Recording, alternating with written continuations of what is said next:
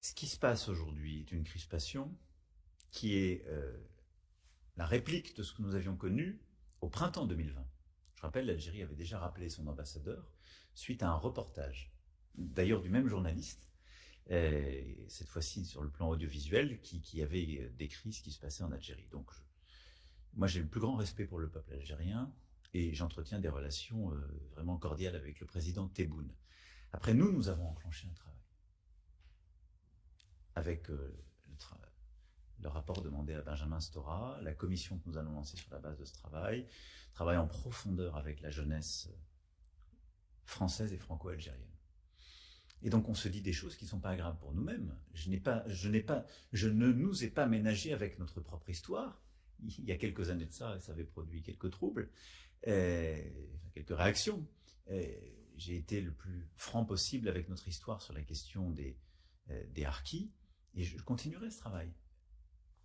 Quand la question m'a été posée sur l'accueil du rapport de Benjamin Stora en Algérie, j'étais obligé de dire la vérité. Le président Tebboune, on en a parlé, nous. Et c'est quelqu'un en qui j'ai confiance. Et il a eu des mots amicaux et proportionnés. Mais la contrepartie de Benjamin Stora a eu des mots extraordinairement durs. Beaucoup de gens ont insulté, parfois menacé Benjamin Stora suite à ce rapport. On ne peut pas faire comme si cela n'était rien. Et donc, nous devons continuer de cheminer. Donc, mon souhait, c'est qu'il y ait un apaisement, parce que je pense que c'est mieux de se parler, d'avancer. Il y a sans doute des désaccords. La vie, c'est fait pour parler des désaccords et aussi les partager. Et je pense que simplement, nous avons trop de nos compatriotes dont l'histoire est mêlée à l'Algérie pour faire comme si de rien n'était. Et il y a trop de Françaises et de Français qui sont les enfants ou les petits-enfants de harkis, de pieds noirs, d'appelés, de militaires, qui sont des enfants ou petits-enfants d'Algériennes et d'Algériens, qui sont parfois encore franco-algériens, pour ne pas embrasser cette histoire et essayer de, en quelque sorte, reconnaître toutes ces mémoires et de leur permettre de cohabiter. Moi, c'est ça ce qui m'importe. Et donc, il y aura immanquablement d'autres tensions.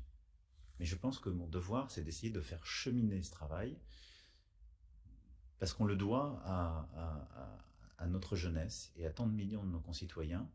Et je pense que notre incapacité à regarder cette histoire en face dans toutes ses composantes est un peu devenue la matrice de beaucoup de nos problèmes dans la relation avec le continent.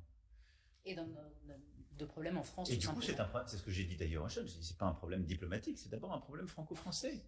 Donc on doit continuer à faire ce travail avec beaucoup d'humilité, avec beaucoup de respect, parce qu'il y a, vous savez, ce ne sont que des histoires de blessures.